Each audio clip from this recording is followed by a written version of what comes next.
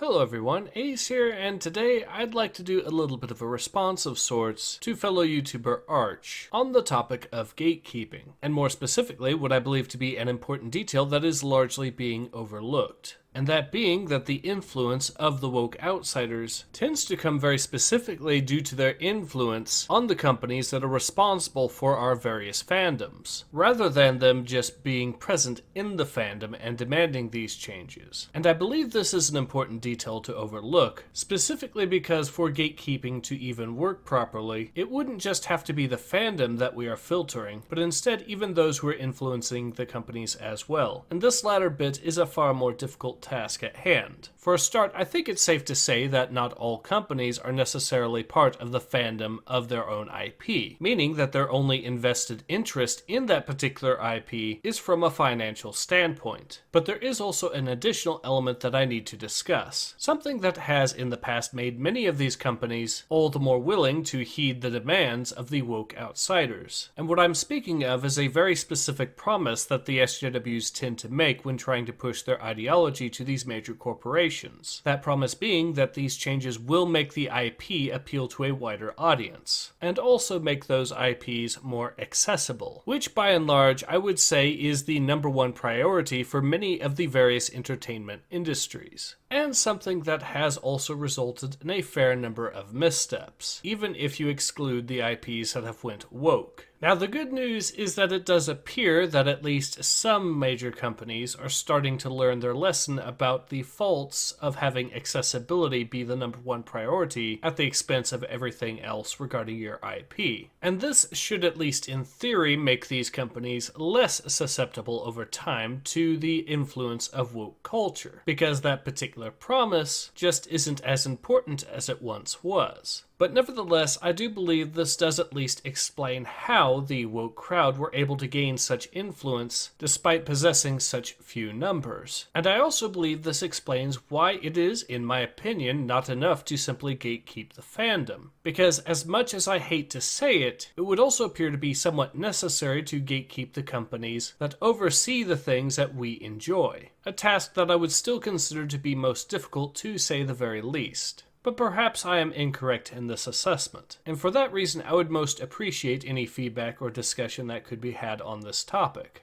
But in any case, this has been Ace. Hope to see you guys again soon. Take care. Ace out.